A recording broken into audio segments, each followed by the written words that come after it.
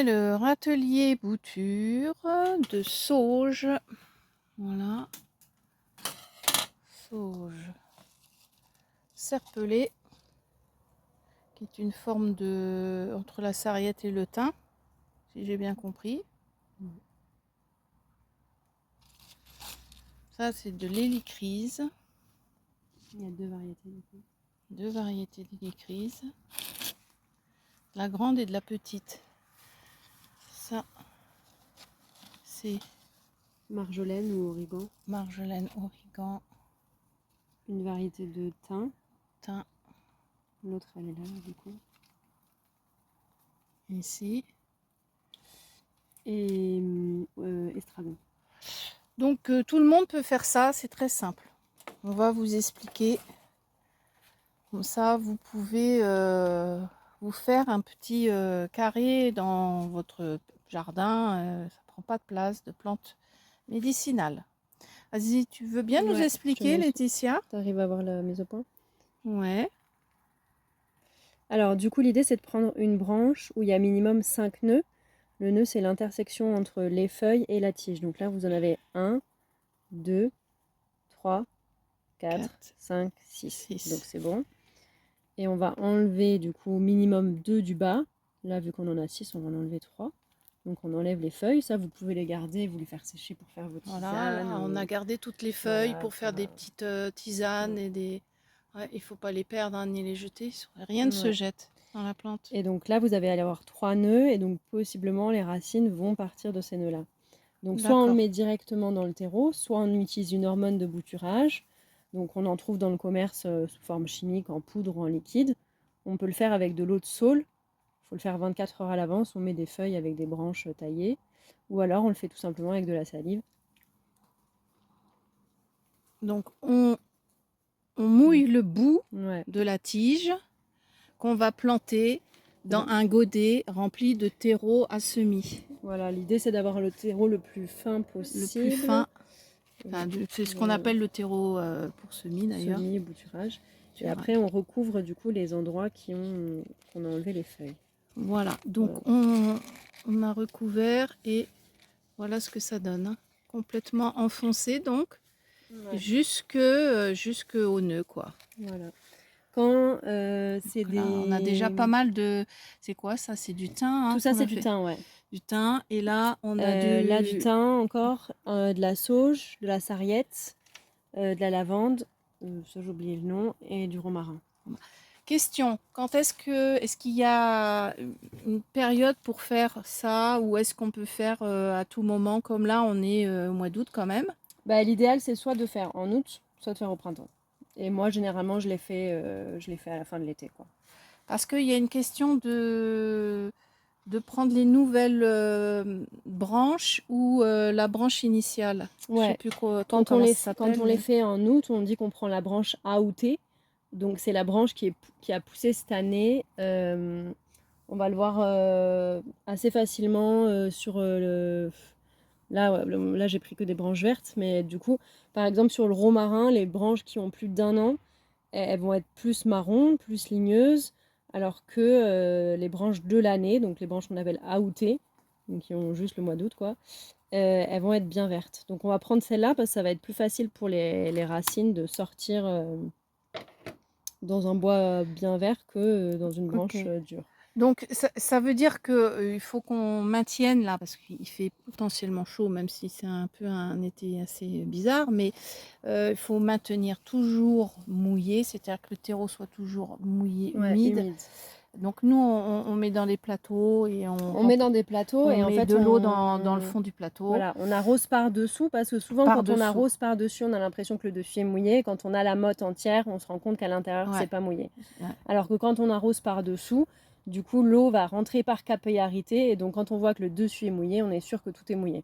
Ce qu'il faut faire attention dans les boutures, c'est de ne pas les faire moisir.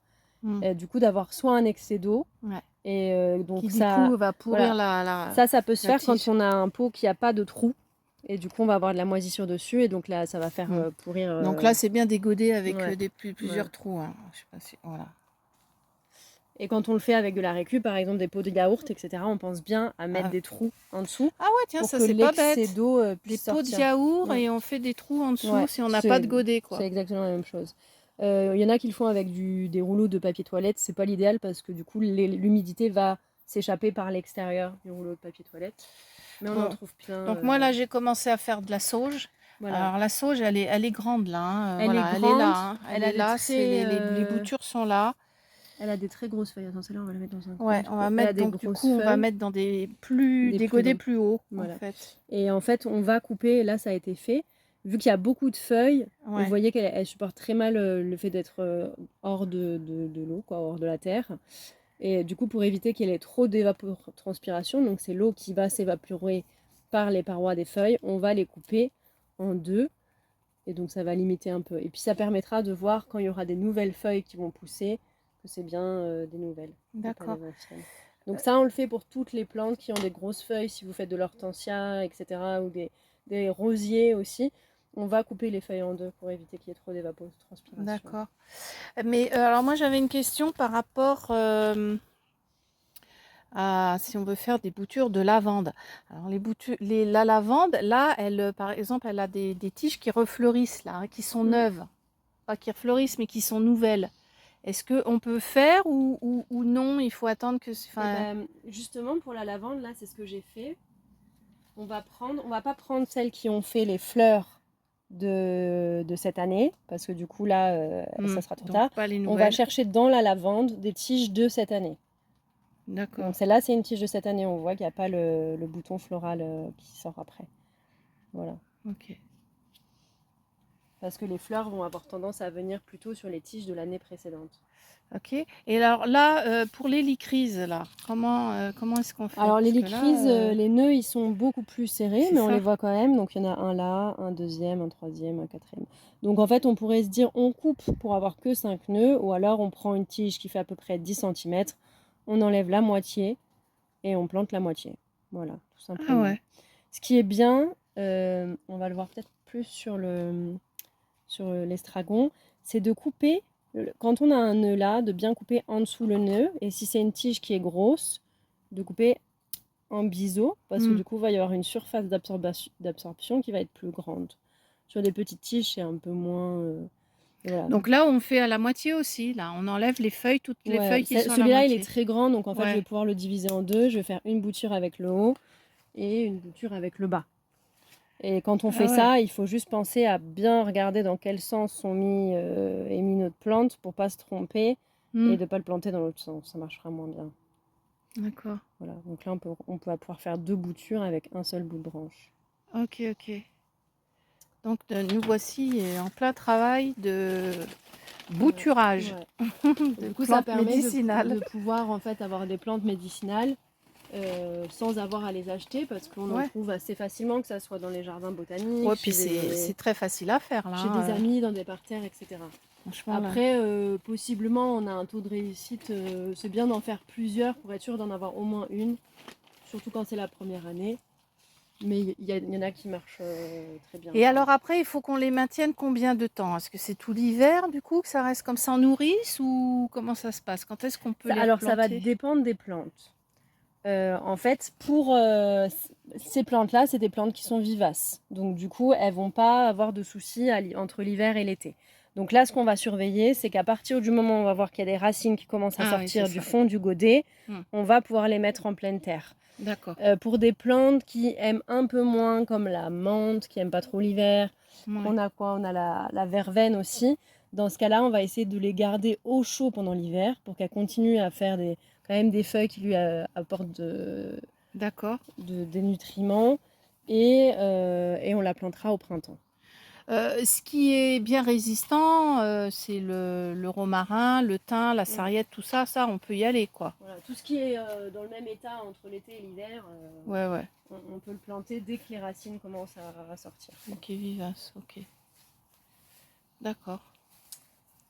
Donc Voilà. là, on en profite parce que, bon, on va voir ce qu'on va faire, mais pour vous montrer là, alors bon, je suis au soleil un peu dans la serre là, je sais pas si on voit bien en fait.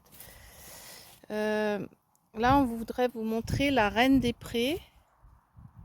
Moi, je suis fan de cette plante, hein. Honnêtement, je trouve que les fleurs de la Reine des Prés, elles sont tellement délicates. Voilà, c'est des fleurs blanches, très fines en fait. Là, on en a encore, mais elle est en train de défleurir là. Et la Reine des Prés, elle est intéressante aussi pour faire du macérat. Macérat huileux avec, si on rajoute la consoude avec, ben ça traite tout ce qui est articulation, etc. La consoude consolide. Et la Reine des Prés est un anti-inflammatoire. Je me trompe pas, Laetitia? Ouais, c'est ça. Donc voilà, je voulais juste montrer. Je sais pas si on voit bien, mais en tous les cas, c'est vraiment une fleur. Tisane, elle est bien pour tout ce qui est allergie aussi. Alors, elle pousse pas partout, la Reine des Prés, on n'en trouve pas partout. Et elle se plaît dans les milieux humides en fait, et ombragés, hein. Ouais, frais. Voilà. Bon, donc nous, on va voir ce qu'on fait avec. On en a récupéré là, voilà, donc on va voir. Pour vous montrer encore, on profite d'avoir les floraisons. Là, on a de la mauve. Bon, de la mauve simple, hein. La mauve salvia. Salvia? Ouais, C'est ça. Donc voilà. Ça, on va les faire sécher, hein, les fleurs de mauve. Ouais. Tu vas l'utiliser pour la tisane. On peut l'utiliser en tisane. C'est une plante qui a beaucoup de mucilage, donc du coup qui ramène beaucoup d'eau. Donc elle peut être bien pour faciliter les digestions, mais aussi pour tout ce qui est maux de gorge l'hiver. Et en macérat huileux, elle est bien aussi pour les Ah ouais, peaux un peu mixtes. Ouais. d'accord, macérat. Et Ok. tout est les feuilles sont comestibles aussi, donc on peut se faire un espèce de potage avec les feuilles. Ça va donner. Ok, ok. Macérat, j'avais pas pensé. Là, on a montré, c'est des petites fleurs délicates rouges. C'est de la sauge à petites feuilles, c'est ça? Ouais. Sauge à petites feuilles. Alors, je sais pas si on voit bien, parce que là, on est vraiment dans le full jour de la serre. Je me mets un peu à l'extérieur pour vous montrer bien. Je sais même pas si je vais... ouais, là, elle est un peu... Bon. Voilà, si on la voit. Ça fait des toutes petites fleurs rouges comme ça, avec des toutes petites feuilles, contrairement à la sauge officinale, là. Je sais pas trop comment on l'appelle, mais je crois que ça s'appelle comme ça. Ouais. Et que je viens de bouturer là. Donc celles-là, elles sont toutes petites. Donc on va voir aussi si on va pouvoir bouturer ça ou ce qu'on en fait. Voilà, en tous les cas là, vous avez, comme on vient de les ramasser, vous pouvez profiter un peu de voir, de rendre compte.